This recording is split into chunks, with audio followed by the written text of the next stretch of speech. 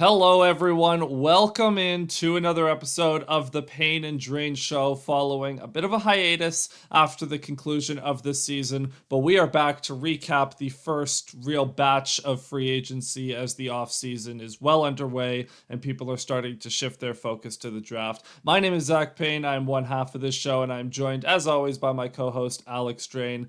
Alex, how are we feeling about free agency so far? Pretty solid.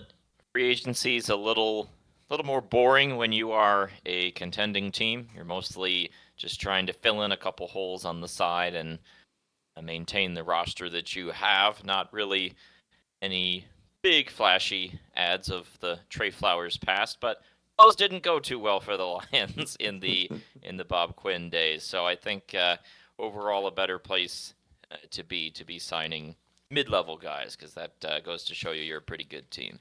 Yeah, absolutely. So, the format for today's show, we're going to mostly focus on the Lions as this is a Lions based podcast, but we are also going to spend some time talking about the Lions' main rivals in the NFC North, some of the bigger, more impactful decisions that those teams made, as well as getting into some of the larger league wide stories towards the end. And then to wrap up the show, there are also a few rule changes that have been proposed as the offseason continues. So, to start off with, of course, with our Detroit Lions.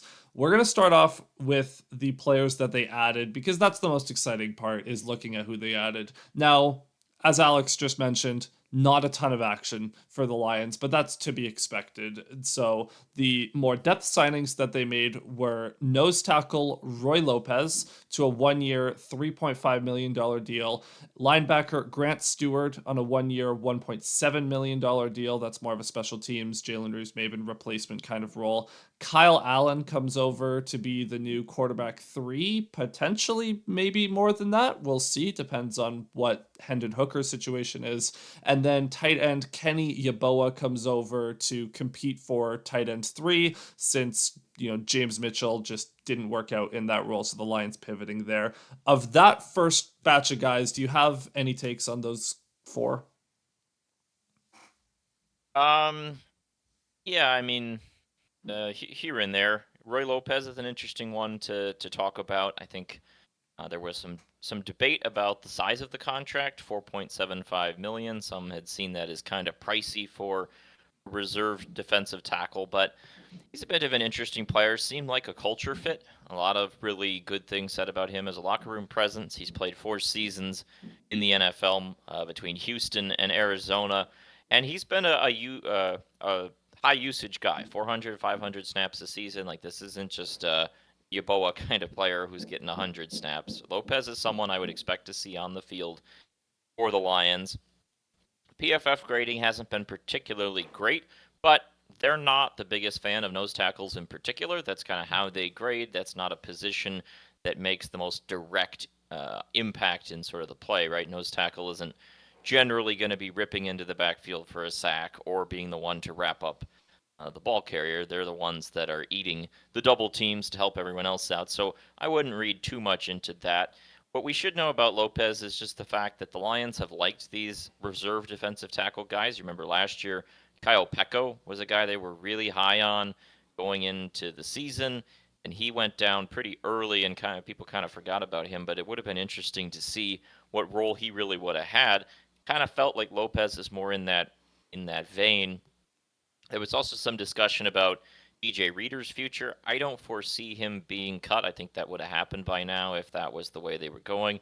To me, Lopez looks more like a way to sort of load manage DJ Reader as getting into his 30s. I think he's 31 or 32 now, so maybe cut his snaps back a little more.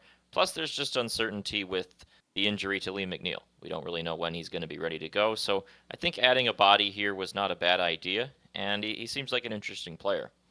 Well, yeah, so a few things. One, Aleem McNeil, he had the torn ACL towards the end of the season. We assume that he's probably going to miss the first couple weeks of the season, first chunk of the season, rehabbing from that. So if the Lions are going to lean into being more of a run stopping interior and maybe just not have the pass rush juice, I guess that could be an avenue they go. The other player, though, that this signing impacts the most is Broderick Martin, who was drafted Yep. as a developmental nose tackle in the third round and has basically been redshirting so far in his career. And now, with Lopez coming in, he is presumably the third nose tackle on the depth chart. I'm not sure there are two ways to look at this. There's the more cynical version, which is this signing speaks to the Lions' lack of trust in Martin and signaling that his development has not taken place as quickly as they want. Or I guess the more optimistic version is that maybe they see Martin playing more three technique early in the season when McNeil is out. Maybe he has more flexibility, and Lopez is purely just a depth guy. Where do you see Martin fitting into this puzzle here? I'm more on the pessimistic side. It kind of feels like Mhm. getting late early a little bit for Broderick Martin. Obviously, 2023 draft pick, so it's been 2 seasons, but he wasn't even dressed for a number of games last year, which is not a great indicator. And now you're adding a player who, again, has been a pretty high usage player over his career to this mix. It just doesn't seem like it portends that well. Like, obviously, there's a chance Martin could be playing three technique, but he always seemed like a nose tackle to me. And now you're adding Lopez. So I'm not going to say it's completely over until we know that it is, but you just, to me, you can't really read this as anything other than not a great indicator for Martin, assuming Reeder is sticking around. And I think we all assume that he will be. So, um, sometimes that's just the way it goes. Obviously, as you mentioned, Martin was a developmental player, and we haven't seen a lot of the signs of the development. Maybe something will pop in the summer or as we get closer to preseason. But at the very least, this is insurance, and it does help shore up a position that looked a little bit dicey with the McNeil injury factored in. And I still think they may well draft a defensive tackle in this upcoming draft. Yeah, and that's totally reasonable to expect. But yeah, with Martin, there's a lot of bodies here, and he is going to have a pretty unreal training camp. Now we like I don't want to get too far into the what a waste of a third round pick, but I do like we'll talk about this more at the draft. Brad Holmes' tendency to draft developmental guys that are long shots to be anything in the third and fourth round. I don't know. In recent years, I've definitely like the Giovanni Manus of the world too. That's like, well, if you're drafting someone this high, like in the fourth round, you can get useful players there. I'm not going to pretend like every fourth round pick needs to be Amon-Ra St. Brown, but Derek Barnes, for example, who we'll talk about in a minute with his extension, that's a useful player that you found in the middling rounds. Like you can find quality players, and taking these dart throw zone guys that are 3 to 4 years away from being anything, I do tend to question that strategy a little bit. Yeah, and I mean, it goes without saying that Martin definitely was a developmental pick, not just in where he was at, but he wasn't really forecasted. Kind of like the Giovanni Manu, like when he was drafted, the collective opinion was sort of, "Huh, who is this guy?" And then we kind of figured out what the story was with him. But those off the board picks have definitely, I would say, among Lions fans, seemed to be the most divisive sorts of things. But again, I'm not willing to completely turn the lights out Yeah. on Broderick Martin, but it doesn't seem great. Yeah. So moving on now to the more impactful signing that the Lions made. We talked a lot about Carlton Davis, and we'll talk about him in a minute as well, as he's someone the Lions were not able to retain. So the Lions had to pivot, and they had to get a new corner to be that kind of CB1 until Terrion Arnold proves that he can be that. DJ Reed, not to be confused with DJ Reader, is coming over from the New York Jets on a 3 year, $48 million contract. Pretty like the I mean widely held opinion on this signing by all the league wide reporters was pretty valuable contract considering what other corners were making and considering what Reed has been over the last few years. He's been a little overshadowed by Sauce Gardner in New York, but Reed has quietly been a very stable starting corner. The only thing we need now is a DJ Reading. DJ Reed, DJ Reader, DJ Reading. But anyway, yeah, this is a big time signing. It got a lot of praise from the national talking heads.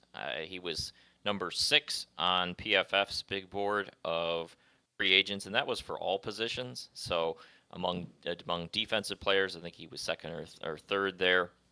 He was similarly high on The Athletic, ESPN. So from this standpoint, this was a pretty big splash signing, even though it's not a $100 million mega deal or anything like that. But a really impactful player. DJ Reed's been in the league for a while. I'm not super up on the eye test of his game. It's been a couple years since we played the Jets. The Jets haven't been worth watching for me to really be studying his tape. But I do know some Jets fans, they are pretty high on him, say that there have been moments over the last few seasons where he has been as good, if not better, than Sauce Gardner at different points, when especially last year where Sauce's play was a little down at points and things were a bit chaotic there in New York. And you look at his PFF grades, they're very consistent, between 70 and 80 grade basically every single season since 2019. Very similar numbers in coverage. Doesn't seem to be much of a blitzer, only a couple pass rush snaps the last few seasons. Tackling maybe a little iffy, but the coverage is really the big thing. And as you mentioned, the value is a huge point of conversation here. 3 years, 48 million. That is really manageable, considering what Carlton Davis got elsewhere, and we can get into that debate when we talk about Carlton Davis. Obviously, the only real knack on DJ Reed is he is a smaller guy, and I think that probably played a little bit of a factor into him getting a smaller deal than some of the other corners, 5'9", and that can be a point of concern considering the Lions already have a Mick Robertson who is a smaller guy, but Mick Robertson was able to battle pretty well despite his height. Like there were a couple The times this year Lions where it have a was type like, for sure. yeah, like there were a couple moments this season where it's like, yeah, Robertson got there because he just can't reach that, and it's just the way it is. But for the most part, I didn't think it was a major issue for him. Now, obviously, he played, some in the slot too, and we'll see where they use Reed. But the other thing there is that the Jets have played a lot of man coverage over the years, so Reed's a little more familiar with what the Lions are doing. So it just seems like a pretty good fit. And for the value it was, I felt they needed to sign a corner. They were able to find a good player to bring in, and were able to replace a pretty impactful loss in Carlton Davis. We saw how much worse the Lions were in the secondary when Davis went down. You couldn't not replace him, and they were able to do it pretty swiftly and pretty well, in my opinion. Yeah, and so now it should be noted that like with Robertson and the inside outside flexibility, Reed is definitely, despite his size, more of an outside corner. He Yep. did not hold his own as much in the slot before getting to New York, and in New York when he was on the outside, that's where he really started to shine. So I joked that the Lions have a type, but it really does seem like the Lions, they want guys that are going to punch above their weight, in the sense that they want scrappy. They want players that don't, like, yeah, they're 5'9", but they don't play like a 5'9", 180-pound corner. They play like they're a lot bigger. They play with a lot more tenacity to make up for that size. And that just speaks to the competitive spirit the Lions are looking for in who they bring into this organization. So it does make some sense that even like they'll overlook the height issue, because you're not going to be guarding Mike Evans every week, right? You're not going to be guarding these 6'5" wide receivers that can just dunk on you in the end zone. And if those situations come up, oh well. I mean, get to the quarterback before he gets the ball off, I guess. But those are the signings that the Lions made. Again, very valuable contract on DJ Reed, and we'll talk about the actual value of corner contracts in a little bit. Moving on now to the guys the Lions re-signed. Now, we are not going to talk about all of these guys because there are a lot, and a lot of guys that are just bubble roster guys that might not even make the team. But we'll cut. So I'll read through the list, and then we'll stop and talk about a few guys that stick out. So first, Craig Reynolds. He actually technically gets released from his RFA tender, but then re-signs on a 1-year deal. Tim Patrick, 1-year deal, up to $4 million. Shane Zylstra gets brought back. Dan Skipper brought back. Netani Muti, Marcus Davenport, Mitchell Agude, who is exclusive rights, Miles Adams, Levi Onwuzurike, Pat O'Connor. Where these are all 1-year deals, or at least 1-year deals, or we don't know the terms at this point. Anthony Pittman, Ezekiel Turner, Maurice Norris, also 1-year deals, and then Derek Barnes gets a bigger contract, 3 years, $24 million, which is maybe a little bit more than people were expecting. But I was very vocal in how I wanted to retain Derek Barnes. So going through this list, let's start with someone that going into last season, we were just hoping could be an answer at this position. Tim Patrick. It was very important to get him back considering they didn't make another move to get an X wide receiver. He was very valuable for what he provided, and only four up to $4 million being the max value of that contract. That is like a no brainer slam dunk deal to me. Yeah, it made a lot of sense to do that one at that price. He was a little concerned about where it may be in the middle of the season, but I think the fact he tailed off a bit at the end there, which I didn't honestly think he was playing poorly, they just weren't targeting him. Like it never seemed Hmm. like, oh, he's not open or anything like that. But perhaps that lack of production in the critical games helped keep his value down. Last year, I believe Reynolds got a 2-year contract. I think it was around 10 or 11 total.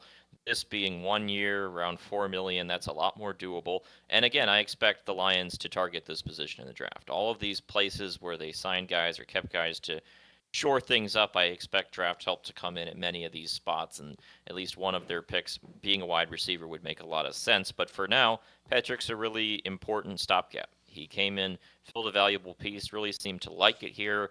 His career experienced a renaissance after being in shambles with back-to-back injuries, so it was really a nice story for him, and that made sense why he'd want to stick around, makes sense why the team would want to keep him around. And for now, as a wide receiver 3 on a team with 2,000-yard receivers, I got no issue with that, especially at that cost, and especially because he proved he could be healthy. That was the biggest question. Hmm. 2 years washed out, Achilles, ACL, and he was available, and that is so huge in the NFL.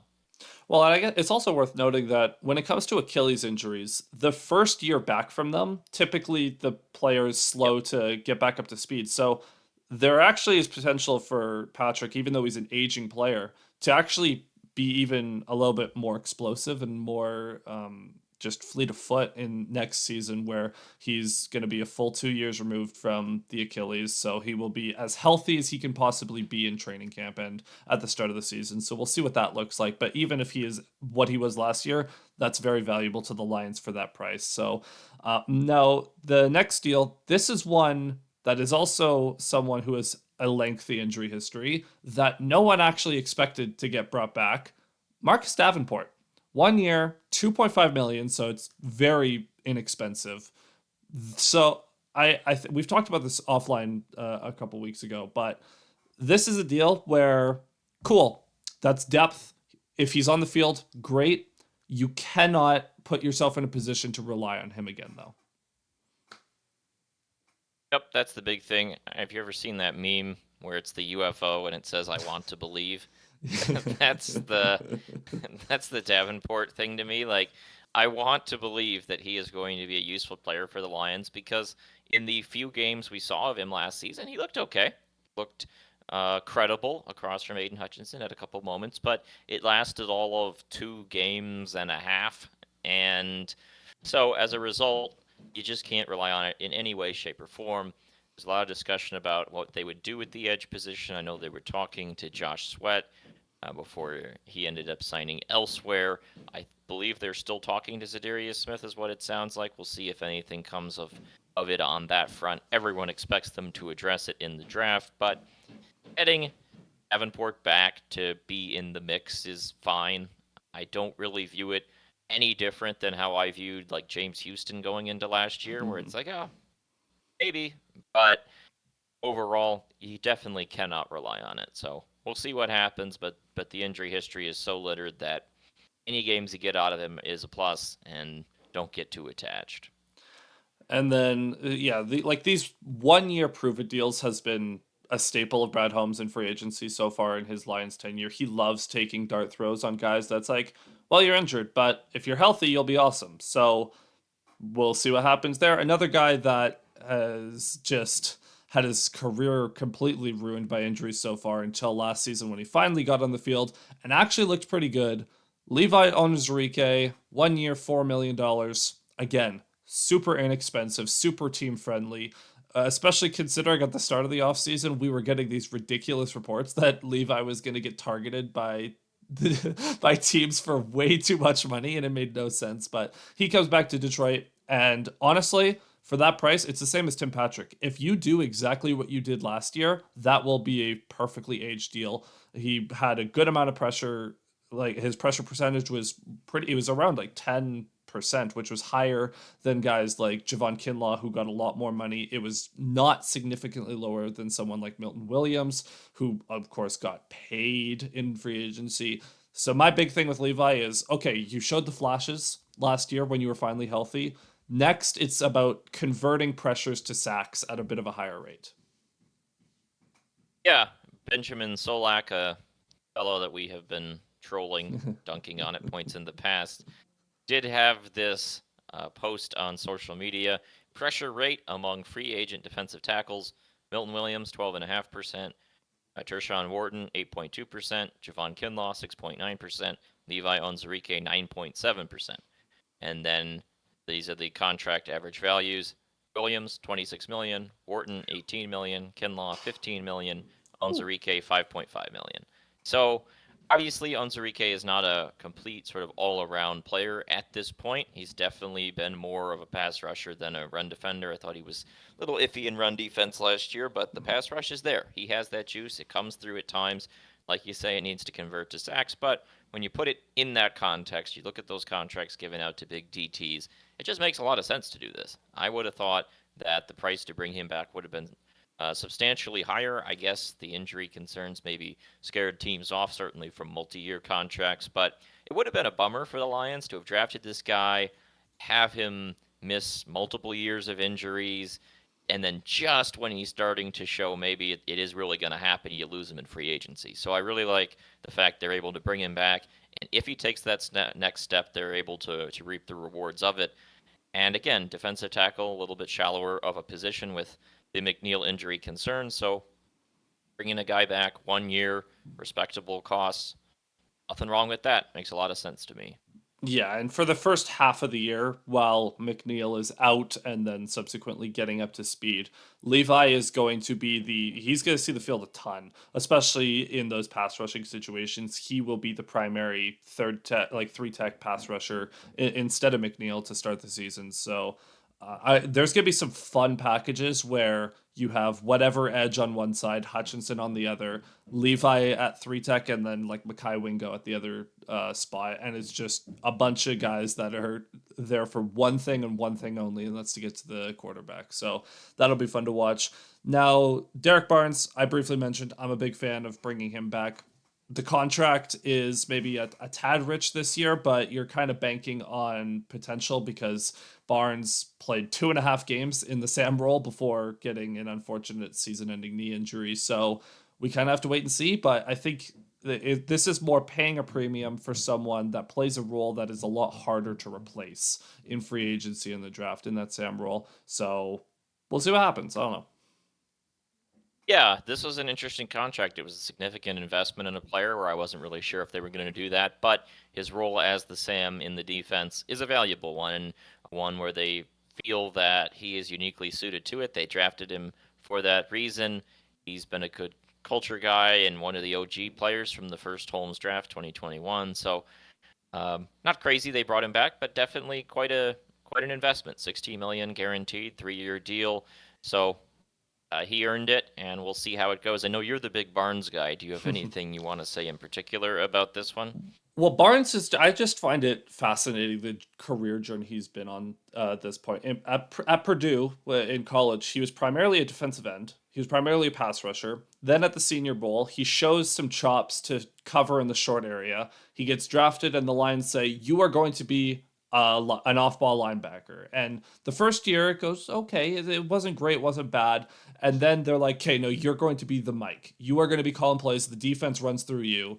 And that transition started to go okay. We saw in 2023, he had his big breakout year where he really looked to settle in at the Mike role. And then now they're kind of shuffling him into the Sam role where he kind of is a hybrid of everything he was in college and everything he's done in the NFL so far, where he'll occasionally have to rush the passer. He'll have to set the edge from time to time, which he's capable of doing. He's a very good run defender. And he'll have to drop into coverage less, which is his biggest weakness, is his ability to drop into coverage. Of course, his most iconic play in the NFL is dropping into coverage and getting an interception to send the Lions to the NFC Championship game. But at this point in his career, he's a run stopper. That's what he's here to do. So you'll see him. The way the Lions will deploy him is essentially in a pseudo 5-2 front is what they're going to do with this Sam role, where Barnes lines up it almost as a wide nine on the edge to be able to drop into coverage, but then if it's a run play, he can also step up and set the edge as well. So there's a lot of things that Kelvin Shepard has done with him at that linebacker role, and now we'll get to really experiment as the defensive coordinator. So I'm a big fan of the potential here, but again, we have to see it in action for more than 2.5 games. Yeah, that's the big thing, but I feel reasonable that he will be able to stay healthy, at least in comparison to some of these other players here. Elsewhere, I wanted to mention that Dan Skipper coming back, that one made a lot of sense to me. Yeah. He's been cheap. He knows the deal. That one makes sense. I liked Pat O'Connor a bit last year, so I was happy to see him get brought back. He would have like one pass rush moment per game that down the stretch that was like, wow, there's Pat O'Connor. So no issue there either. It really, I think this was a very sensible approach to keeping guys on board. I don't have a lot of issues with these guys they brought back. Yeah. And then moving on to the guys that they didn't bring back. So we mentioned Zadarius Smith. He was released in a cap saving move. It'll save a pinch under $11 million over 2 years. And then Jalen Reeves-Maybin. This one was a little bit more surprising because it saves just under $2 million.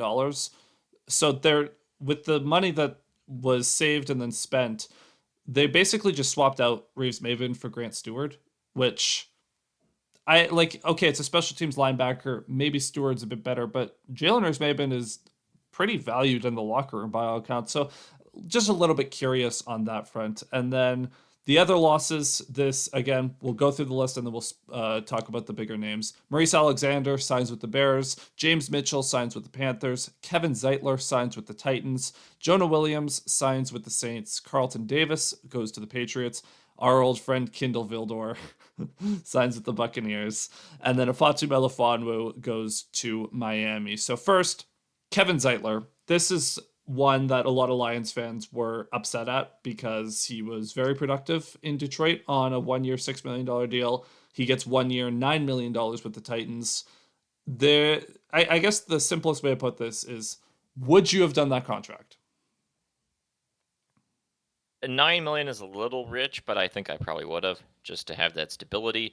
It didn't sound, or it wasn't clear to me if the Lions matched it and he chose Tennessee. It does sound like he has family in Yeah. Tennessee, that was a decisive factor, which makes sense. A guy of that age, you'd expect him to want to play for a contending team rather than a team that is probably going to be really bad next year. I mean, he saw the Titans come to Ford Field. I can't imagine he was too enthused by what he saw from that performance to think that the Titans are going to be some great team to play for. But the family angle makes some sense, and if that's the case, then you got to respect it. So leaves a bit of a void. Certainly, the draft will be a big talking point as a way to fix that. For the moment, they still have Glasgow and obviously Mahogany. We saw late last year stepping in, but there's some concern about Glasgow's performance as well that we talked quite a bit about on this show. So that one is a bummer because unlike the Carlton Davis one, they didn't find a UFA replacement. Not that something couldn't still happen, but the meat of the free agency period is now concluded and they don't have one. Yeah, I know there was some rumors around Will Hernandez. I don't know if that's a real thing, but someone had like edited the Wikipedia page to say he was a Lion, which fooled a bunch of people. So maybe they bring in someone there. I do wonder if the plan is not to shift Glasgow back to the right side where he was a lot more successful in 2023 and then have Mahogany slide in on the left. Maybe that could be an avenue there, but I don't know, just have to wait and see. I would have full confidence in Mahogany being a starter next year, but then that leaves the hole of who's your third guard, who's gonna come in to replace these guys in case of injuries. So they're gonna have to make a move in some capacity, whether that's draft or free agency, just for some depth. Then Afatu Melifonwu, he goes to the Dolphins 1 year, 3 or 4 million. It was super inexpensive. It was a prove it deal, but for the Lions, this is pretty simple.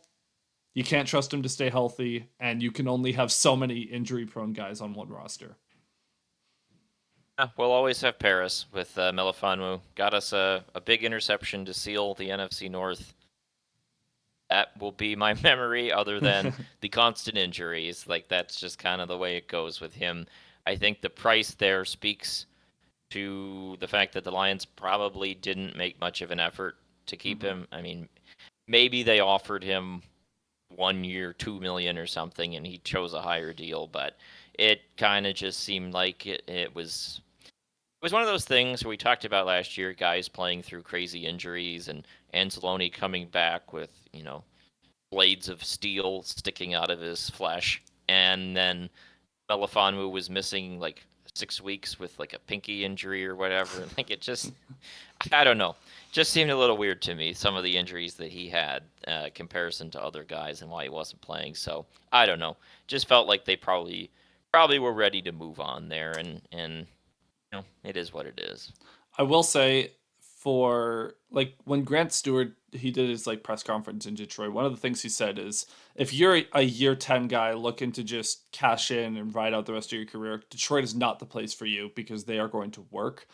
And that environment isn't suited for every personality. And I wonder if Melifond would just maybe wasn't quite the right, like it wasn't quite the right system or culture for him, and he gets to go to Miami. He gets to have a reset on his career. It's a good bet for the Dolphins, who basically downgrade from Javon Holland to Melifonwu, but if Melifonwu's healthy, maybe you can get similar production for a fraction of the cost. But then the big one here, Carlton Davis. We had spoke on this show about how we wanted Carlton Davis back because he was fantastic for the Lions. Carlton Davis himself basically came out and said before free agency he is going to the highest bidder. He is going to cash in on this contract. He's already won a Super Bowl in his career, so he's not as concerned about winning at this point. He originally, the contract details that were announced was that he was getting like 20 million a year from the Patriots. It's a little bit less than that. It's 3 years, 54 million. So not quite as that much, but it's still a good little bit more than DJ Reed, what the Lions paid him. So, Carlton Davis to the Patriots. What are your thoughts? I'm happy for him, which I know what that means. We always say that if the first word out of your mouth about a free agent signing is good for him, then it's a bad contract. But I don't necessarily think it's a bad contract. It's just a contract that a team that sucks can do, right? Like, you're the Mm-hmm. Patriots. You're a rebuilding team. You had one of the worst records in the league. You have the cap space to make that happen, and go for it. And he'll pair now with Christian Gonzalez there in New England. I think that could be a good bedrock of a That's a of a great pairing. pretty solid defense for New England. So I think he should be able to succeed there. And as you mentioned, it seemed very clear in the run up to free agency that Carlton Davis was looking for the bag.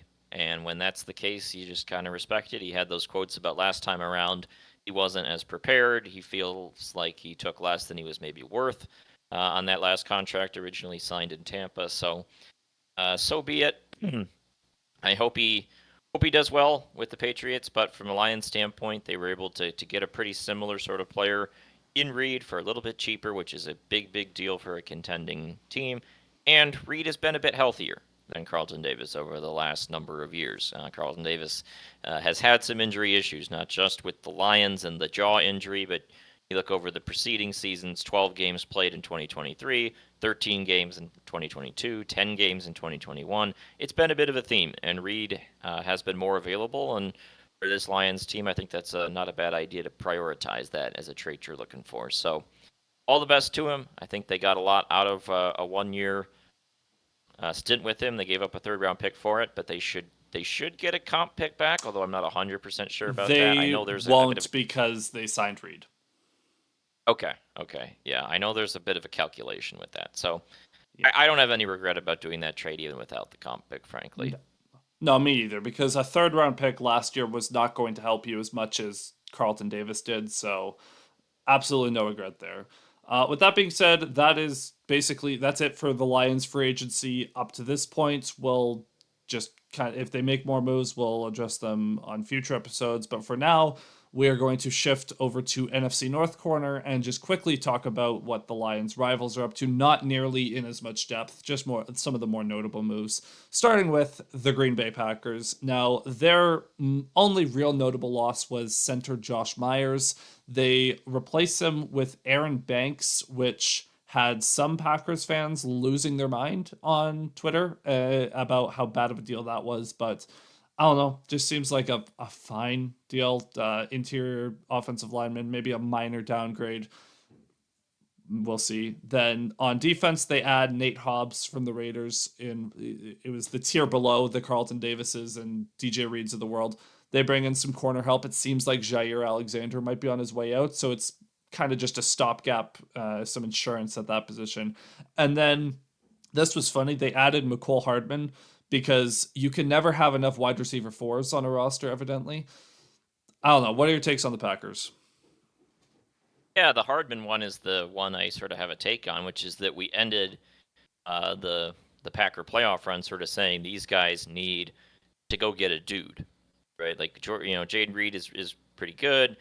Are any of these other guys actually good? Like we've seen moments from Romeo Dobbs and Dontavian Wicks and Christian Watson and all these names, but they could really use an established veteran receiver who is someone they can really count on, and the rest of the room and the younger guys kind of fill in below that.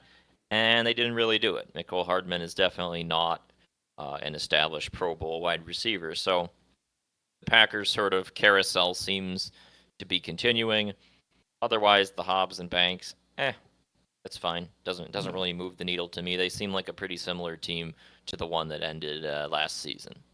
I will say I am surprised the Packers didn't make a splash at wide receiver. Not necessarily like bringing Devontae Adams back, but DK Metcalf was available and got traded for a somewhat reasonable, well, maybe a reasonable price. I don't know, little rich maybe, but Cooper Kupp was released. I think they were in on that, and it just didn't work out. So I do think they tried. It just the chips didn't fall for them. Moving on to the Vikings, who are a little bit more active. So we have adds and losses for them. We have to talk about a rumor after this, but they added Jonathan Allen on that defensive line. He is a very good player. He was great in Washington for a number of years. He had his best game of the season against Detroit in the playoffs, which is something you can say for a lot of the Washington Commanders, the whole football team there.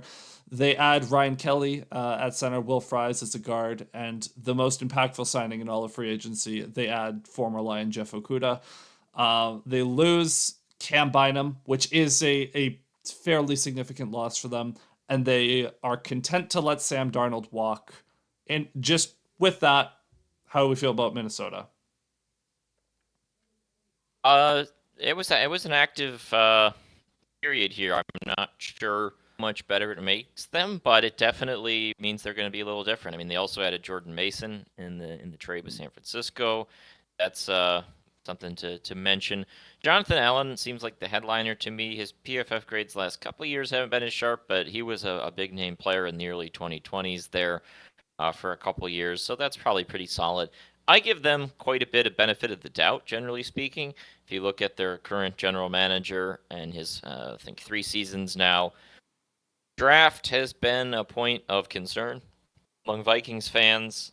For example, the Dallas Turner pick last year didn't look too hot. Hopefully he can get kind of back on track, but whereas the management has done much better with free agents. They've done much better with trades. The pro scouting's been really sharp. They've been able to bring in solid veteran players like a Jonathan Allen and get good production out of them. And they kind of remake the offensive line a bit with Kelly and Fries. So I assume that these will be pretty solid signings because they have a good track record built up. There isn't anything that really blows me away, but again, I assume pretty good things. This is generally a well-run franchise.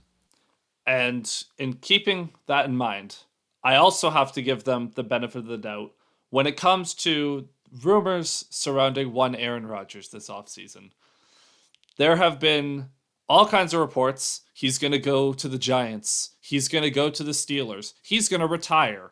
And in the last 4 or 5 days, somehow, some way, the reports and rumors that have been linking Rodgers to a team the most have been surrounding the Minnesota Vikings. Now, I, for one, am of the belief this is entirely coming from Aaron Rodgers and his camp. I do not believe the Minnesota Vikings are dumb enough to actually consider this. But I did just want to mention that they are involved in a lot of rumors at the quarterback position when in reality, they're probably just going to bring in a veteran that is not named Aaron Rodgers and let JJ McCarthy sink or swim. Yeah, well, they can't bring in Kyle Allen because the Lions snapped him up, but we'll see if there's anyone else available. I don't know. The Rodgers thing doesn't seem super real to me. It would be incredible if it happened. Um, him following the Favre arc to an exact T is what else can you really say? It would be incredible content. But not to mention the insane vibes between Rodgers and JJ in the same like QB room. Like JJ being the guy who meditates before the game and like cryptically tweets out like motivational quotes and things, and then you add Rodgers to that. Just there would be insane vibes coming from that room. But it doesn't make a ton of sense to me.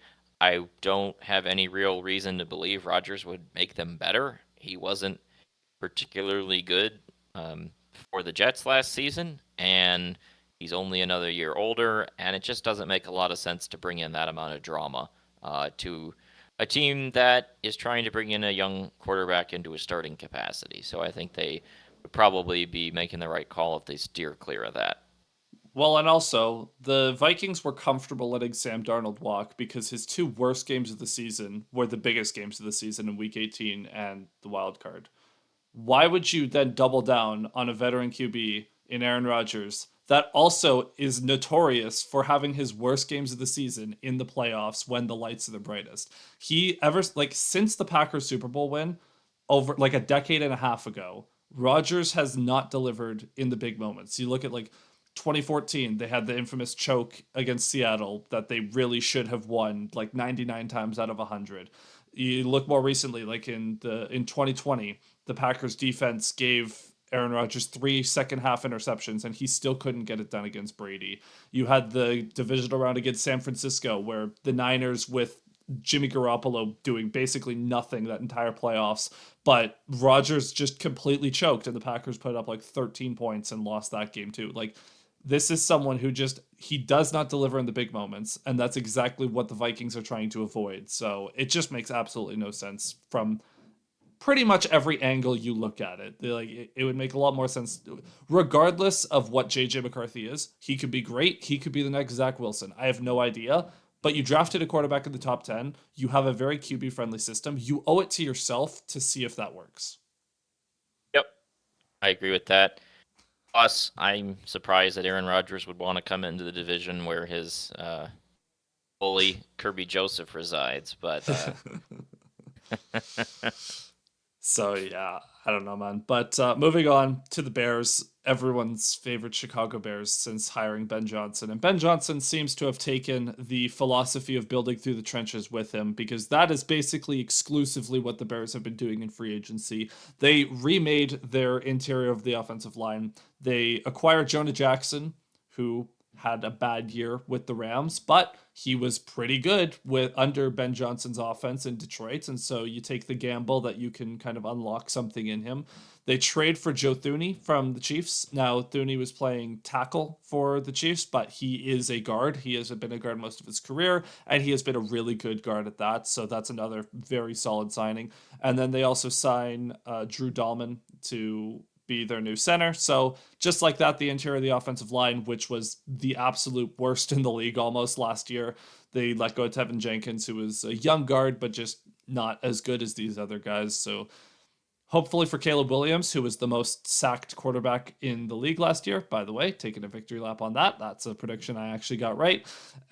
Hopefully for the Bears, they can keep Caleb upright. And it's the pressure from the interior that disrupts the QB's rhythm more. So we'll see what happens there. They also add Grady Jarrett to be on the interior, and they also add Deo Odiingbo. I hope I'm saying that name right. That was someone I wanted the Lions to look at as a potential Davenport replacement, who's a bit bigger of an edge player that's maybe profiles more as a five tech than anything, but or that 4-eye spot. But overall, pretty good free agency from the Bears. Very active though, which is always a risk. yeah, I think it was a good idea to try to upgrade that interior offensive line. It definitely held them back. I would be probably a little more tepid on the overall impact just because I did feel that Some of the narrative that Caleb Williams was entirely held back by his offensive line wasn't completely true. Like it wasn't a great offensive line, but he definitely had some issues sacking himself, and I think that kind of went undetected. But again, if they can get these pieces to fit into place, if they can get the Jonah Jackson that was in Detroit, then I think that should be a nice get for them. The ads on the defensive line are fine. That was a unit I thought a couple years ago was looking pretty sharp. Then last year kind of flopped to me. So we'll see what it does. I'll be interested to see how they approach the draft and what positions they decide to target, whether they're looking at maybe upgrading the running back spot. I'm kind of curious about whether they'd look at Ashton Jeanty with their pick, but That would be could be like the pretty Ben Johnson ultimate. if. I don't know. That would feel way too much like the Patricia Lions drafting DeAndre Swift in the second round. It's like, oh, we have all these holes, but here's flashy running back. Look at that. Yeah, I mean, it just, you can think of the comparisons if we're talking about Ben Johnson trying to sort of copy the Lions mold, and they picked a running back in a fairly similar spot of the draft. So just something to keep in mind. But overall, Bears got better. That's what you expect the lesser teams to do in free agency, but remains to be seen how much better they actually got. Yeah, the only thing I will say on Ben Johnson is I really hope his identity as a coach, for his sake, is not just trying to do what Dan Campbell did, because that will not go well. Please try to be Oh, your own coach. Like, do not do this copy. Like, we're Lions fans. We know what it looks like when you try to copy successful franchises. It's not a good idea. So, he's a very smart coach. Hopefully, he leans into some of the more creative elements that made him so successful, and we'll see what happens. But it is in general a good thing that they're building through the trenches, because that's where football games are won, and you're banking on Caleb Williams breaking out in year two. Aside from that, that's basically it for the NFC North. The Bears also lost Keenan Allen, who had a pretty nice season for them, but he's a vet. You can replace him. You hope Odunze steps up to kind of replace that production as well. happy to get Keenan Allen out of the Lions division. Yeah, Lions killer there. Aside from that, other big stories around the league: the Cincinnati Bengals, who have been spending this whole Oh, offseason with. hold Oh, on. We have some breaking news. oh, Adam Schefter, the Lions are re-signing Al-Qadim Muhammad, according to Adam Schefter here. there we go. Breaking Blockbuster news. of the offseason, but might as well get that one on the record while we're at it. Yeah, there we go. So that's the same vein as the Pat O'Connors of the world. Definitely a depth guy, probably ends up on the practice squad, but when he was forced into action and forced into a prominent role, he did okay. Yeah, he was one of the better of the sort of rotating cast of characters there that came in when the injury apocalypse hit. Yeah. So no issue with Okay. that. Yeah. Now moving on to the Bengals. They have had one goal this whole offseason, which is re-sign their big wide receivers in Jamar Chase and T. Higgins. They do that for all of the money. And now Joe Burrow, Jamar Chase, and T. Higgins are accounting for more than half of the Bengals cap space. And they also lose Sam Hubbard to retirement, a under 30 retirement, which is very rare. The Bengals defense, uh Dax Hill and a prayer. It's such a weird thing to see this happen. Like coming off the season the Bengals just had, right? Like it's one thing if the Bengals are committing to this after they just went to the AFC Championship game and they're like, this is our theory of how we can keep it going. But you're coming off a year where you had an extremely prolific offense featuring those two players, and you didn't make the playoffs.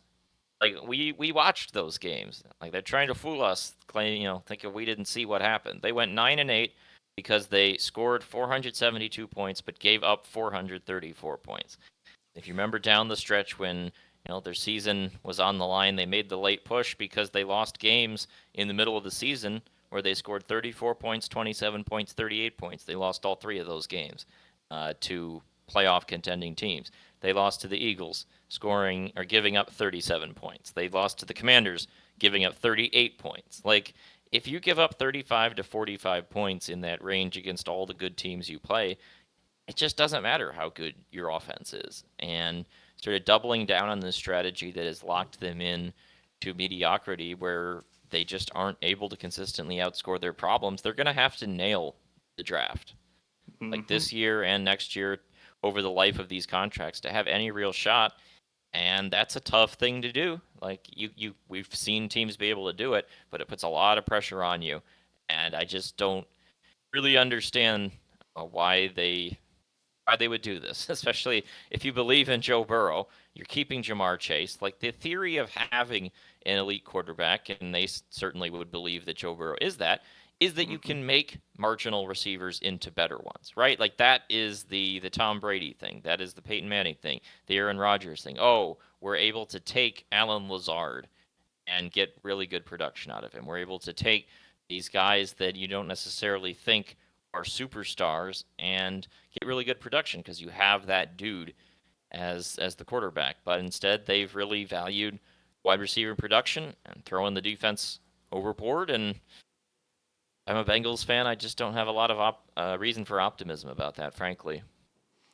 Yeah, it's tricky because the Bengals they're trying to have their cake and eat it too. They're trying to say Joe Burrow is an elite quarterback and we believe in him to lead this franchise, but they're also saying that quarterback value is also dependent on having very good wide receivers.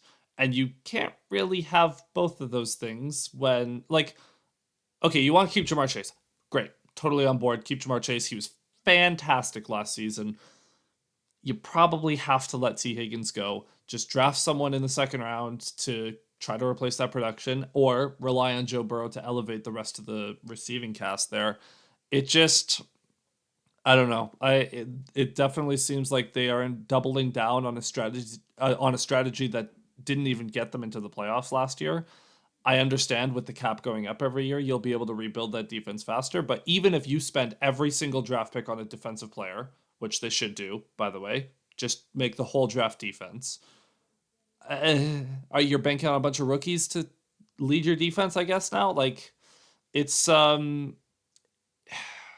if it works, Joe Burrow's winning MVP next year. If Joe Burrow is anything aside from MVP level, the Bengals are going to be below 500 and possibly way below 500 at that.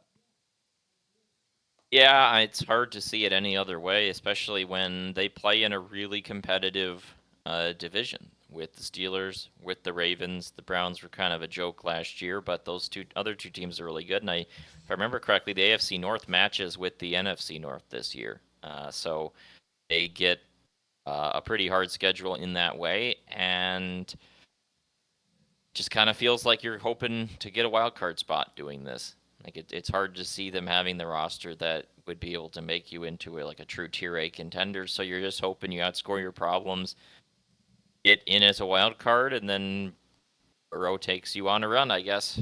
So Do we'll we see how it do goes for him.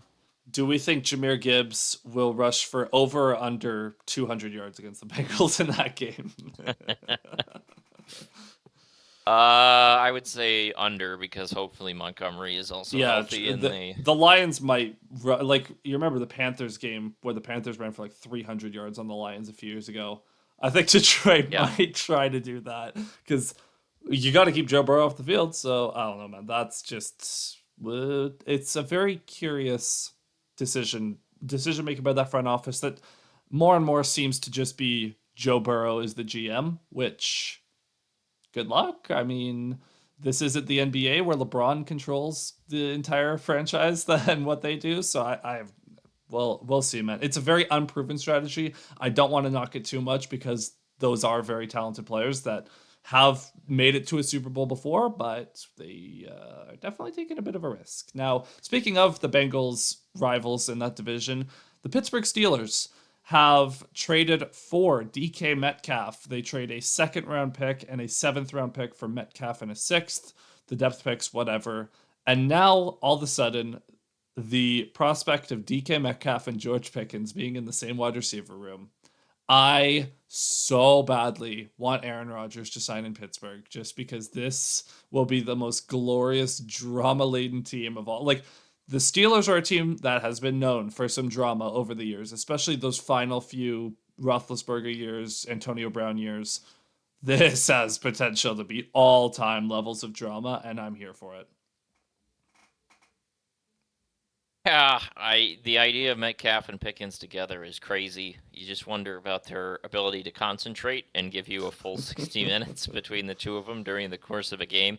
But they are talented, and it gives the Steelers a much more legitimate offense if they can, uh, you know, get it going. At least it gives them some pieces, some talent-wise.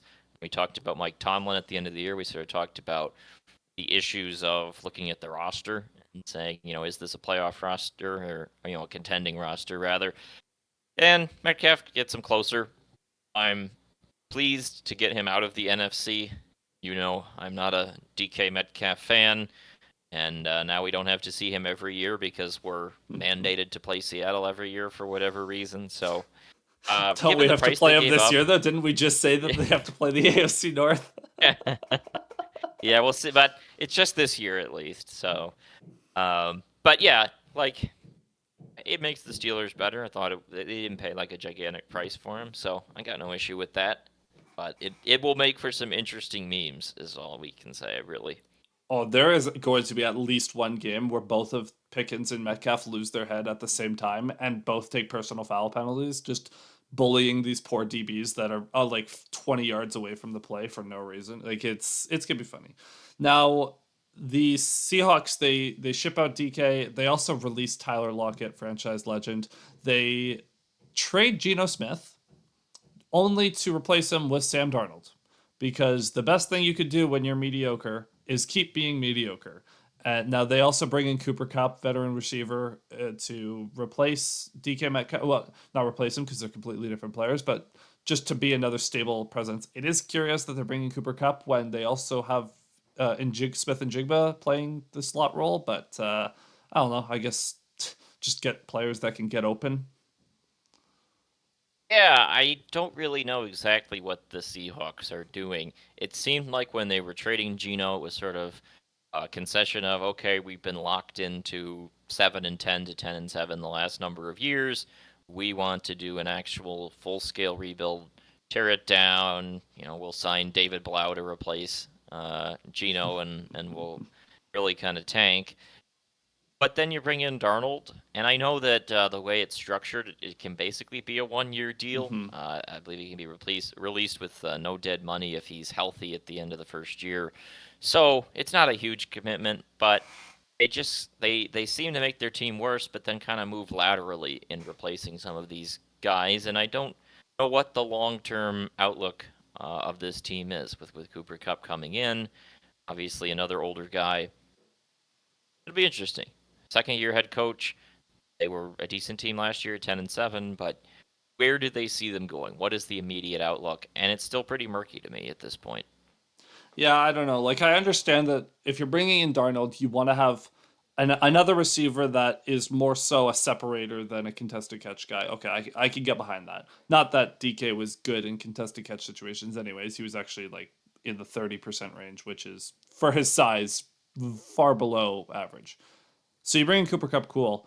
But I don't know. Like you said, I think it would have made more sense to just completely tear it down. I understand that this rookie class of QBs is not something to be desired necessarily, but same time, just tank for next year and try to get the first overall. But I don't know. They do seem like a directionless franchise, which is probably the same that could be said about the Raiders, who acquired Geno Smith. But I digress. They acquired Geno Smith, and they acquired Seattle's old head coach too. Yeah. So So I have no idea what's. I mean, if you're in the division with the Chiefs, I would also probably just forfeit immediately. But like, I don't know. They if especially if they draft Sanders after all this, it's going to be a very curious offseason for the Raiders. I'm so sorry, Max Crosby. well, he signed up to be there Touche. with his extension. So that's He'll the way it push off goes. those Lions trade rumors for another 2 years. But now moving on to the Seahawks division rival, the Rams, who release Cooper Cup and then replace him with Devonte Adams. Devonte Adams, still a very good receiver, probably better at this point than Cooper Cup. Still one of the better route runners in the league. Pair with Puka Nacua, who's the real wide receiver one out there. I mean, the Rams are trying to. They made to the divisional round. They were a game-winning drive away from potentially going to the NFC Championship. I don't know if you got to kind of just you got to try to cash in on these final Stafford years while he's still there, and you have to try to win. And then after Stafford retires, that's when everything will probably get blown up. But for now, got to try. Yeah, I don't have a big take on this. Swapping Cup for Adams is shrug. Two veteran guys that both can still play, not quite what they once were, but I expect the Rams to be a pretty solid team. There was talk about them potentially moving off of Stafford, but they decided to bring him back, and as a result, as long as he's healthy, which is a big if, they should be a playoff contender. They were a solid team last year. Yeah. So that's it for our free agency recap at this point, just based on some of the bigger moves that have happened around the league. As we wrap up the show, we are just going to briefly touch on some of the rule proposals that were released today. Just some of the more notable ones. Detroit actually proposed 3 amendments to various rules, but we'll start here. Green Bay is the team that introduces the anti tush push legislation here. The specific rule was banning players from pushing teammates who have the ball, like at the line of scrimmage. So the brotherly shove, if you will. Essentially, you can run a QB sneak, you just can't push your QB while he does it. If you're going to be, I'm not against discussion of banning the tush push, but I feel like if you're going to be the team to do it, you can't be the team that lost to the Eagles in the playoffs.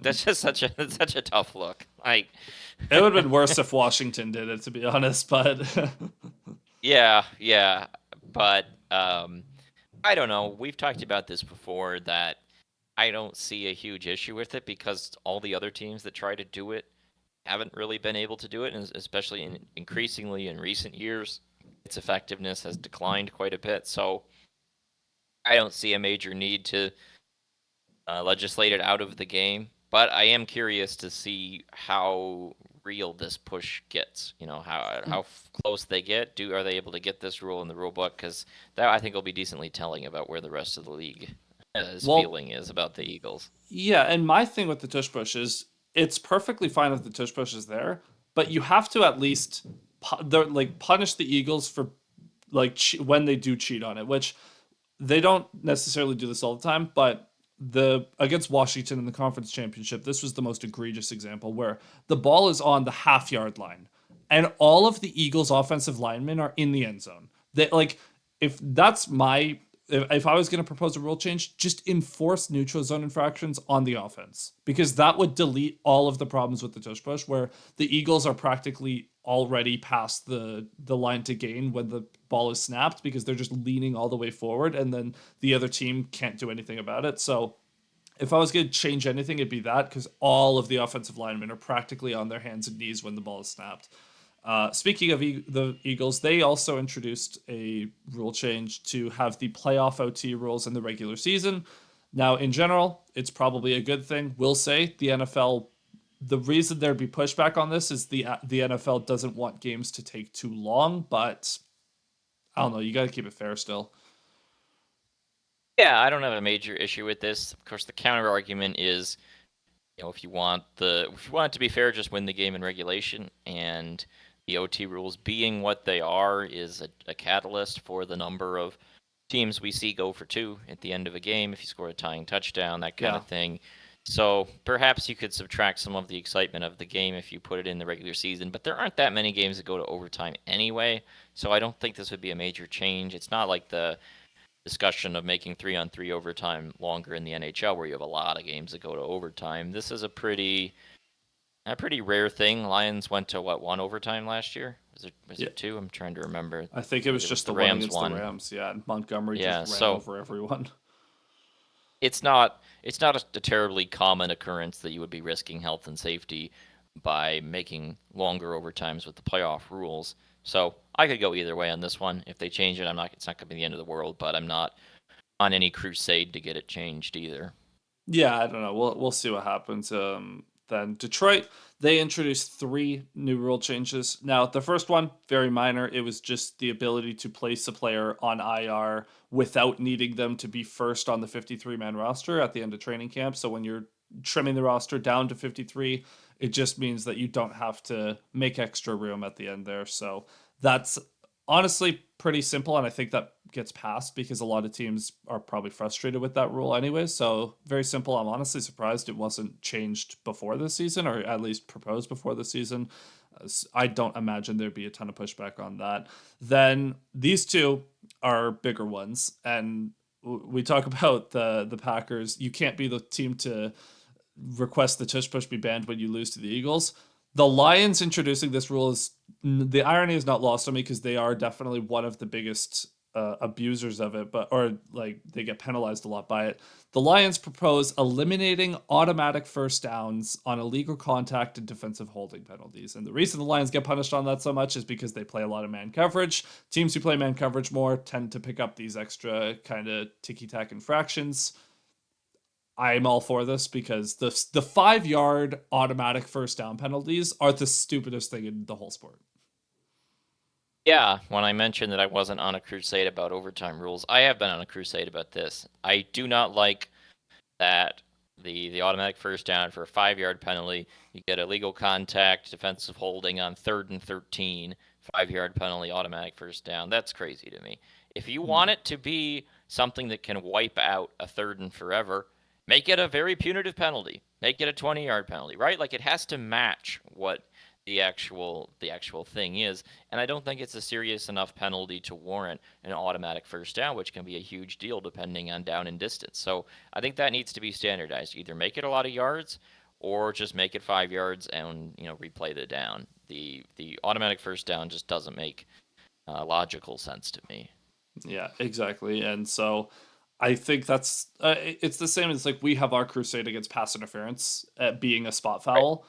That won't get changed because No. it's a little tricky to figure out like, well, if it's a 20-yard penalty and it's a 60-yard pass and you're beat, just tackle the guy. But that's a problem for a different day because that wasn't introduced. And then the last rule that the Lions proposed, thank God they won the division, so they can't get criticized about this. But they proposed that the all the playoff teams get seeded by record, regardless of if they won the division or not. So, for example, the Vikings, who had 14 wins last season, they end up being the 5 seed, whereas in this proposed amendment to the rule, they would have been the 3 seed behind the Eagles and Lions, and then they would have hosted a playoff game. This is a weird one because it seems like NFL fans are split between, well, if you want a home playoff game, win the division then, versus, yeah, why isn't it just the best records get home field? Yeah, I am in favor of this change. I know that some people are adamant against it, that sort of have the romantic view of divisions. I just think there's such risk that you run with super unbalanced quality of divisions. Mm-hmm. And so the NBA years ago went away from the divisions really having any meaning outside of scheduling. And I think that's a good thing because if you had the system where winning your division gets you a top four seed, still we would be looking at the Atlanta Hawks at 33 and 36 hosting in a top four seed in the playoffs. Meanwhile, they are actually the eighth or the seventh best record in the conference. Like it wasn't a huge issue in the NFL for a long time, and then the last 15 years we've started to see more teams have a threat to win a division at a sub 500 record. We had, of course, the Seahawks in the Beastquake game beat the Saints at 7-9, and that seemed to reinforce to people that actually it was okay and the division still mattered and all that stuff. But when you have a division that could be won by a team that's 8-8 or 7-9, and then you have a division that could be won by a team at 13-3, 14-2. Obviously, we now have a 17-game schedule, but just using the old numbers there. Um, I don't know, just doesn't really feel right that you get the home playoff game in a sport where the home field's a big deal, where it's not a playoff series, where it's just the one game. I would imagine there will probably be some ownership groups that would be on board with this because playoff revenue is a big thing. Getting that one big Mm-hmm. home playoff game, you can imagine perhaps um, the the AFC West uh, ownership groups outside of Kansas City would probably be in favor of this rule. You'd think probably NFC North teams besides the Lions would also be in favor. But then you'd probably see AFC South ownership groups vote against it. It'll be interesting. That's like the economic motive in my mind and the competitive Mm-hmm. motive. but maybe there's more of a philosophical motive. I would be very curious to know how the teams break down and whether it is a self-interest thing or more of a principle thing. Yeah, I don't know. It'll be curious to see. But those are the rule changes that have been proposed. We'll see if they get passed. And aside from that, Alex, do you have any concluding thoughts before we wrap here? Um, Not particularly. We've got about what 5 weeks till the draft, something like that. So now each team has a pretty good idea of what their roster is looking like going into the draft and what positions are of highest importance. And it'll be interesting to see the lead up to it and where the discussion centers. And I imagine we'll be back in a few weeks to break some of those players down in the run up to the draft for the Lions' Y- sake. Yeah, I'm sure we'll like at some point we will do a draft preview before we get there, and then we'll do a draft recap. But again, we aren't doing weekly shows in the off season, so we'll just kind of one day you'll wake up and we will have a new episode out. That's just gonna kind of be how it works. But just for today, wanted to recap the free agent moves and all that. So if you made it this far, thank you so much for listening or watching. If you're on YouTube, make sure to follow us on Twitter. You can find the show at Pain and Drain. You can find me at ZachPayne41, Alex at Alex_Drain. Make sure you leave us a review on a podcasting platform, follow us, and if you're on YouTube, make sure you like and subscribe as well. Thank you for watching, everyone. We'll see you guys next time. Cheers.